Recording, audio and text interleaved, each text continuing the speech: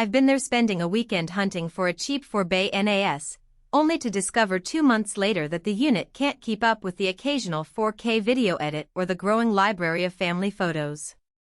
The regret hits hard because the savings feel like a false economy.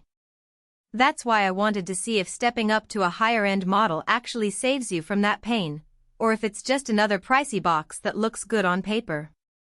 Link is in the description if you want to check the product details on Amazon.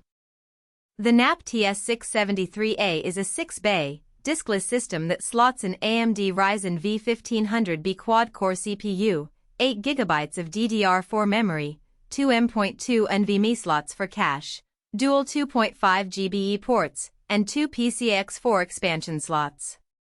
Those headlines can sound like marketing fluff, but when you break them down for everyday use, the picture changes.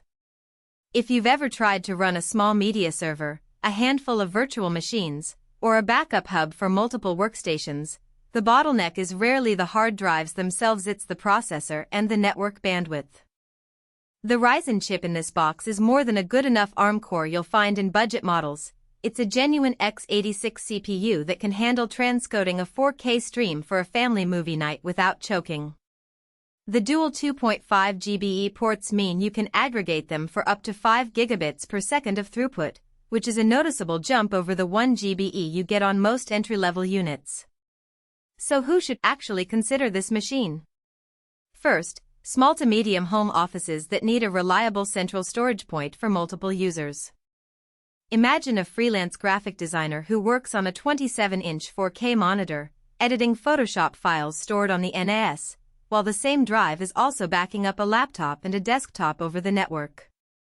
The Ryzen's ability to run a few light containers or Docker apps means you could spin up a tiny Git server or a personal cloud app without buying a separate mini PC. Second, tech-savvy families who want to keep a personal media library, stream 4K movies to a TV in the living room, and simultaneously serve a few kids' tablets with schoolwork.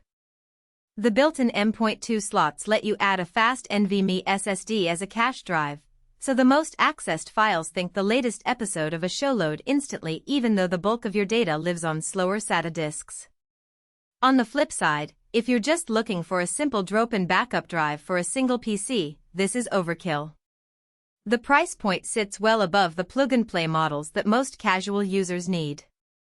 You also have to be comfortable installing your own drives and setting up the network shares, because QNAP doesn't ship it with disks. That's fine for anyone who likes to handpick 10 terabytes or 12 terabytes WD-RED drives, but it adds an extra step that beginners might find daunting. And while the dual 2.5 GB ports sound impressive, you'll only see the full benefit if your router and client devices support that speed, otherwise you're effectively paying for bandwidth you can't use. One practical strength that shows up once you're in the QTS operating system is the ease of creating multiple storage pools. I set up one pool for high-capacity media drives and another, smaller pool backed by the NVMe cache for active project files. The system automatically moves hot data onto the SSD cache, which means my video renders finish a few minutes faster than they would on a plain SATA-only box. The 2 PCIe slots give you room to add a 10 GB network card later, turning this into a future-proof piece of infrastructure without opening the chassis again. That kind of upgrade path is rare in the consumer NAS world. The weaknesses are more subtle. The front panel is minimal, just a power button and a status LED, so you have to rely on the web interface or the mobile app to see drive health, temperature, or alerts. That's fine if you're used to checking a dashboard, but it can feel a bit clinical compared with a unit that has a small LCD screen showing real-time status.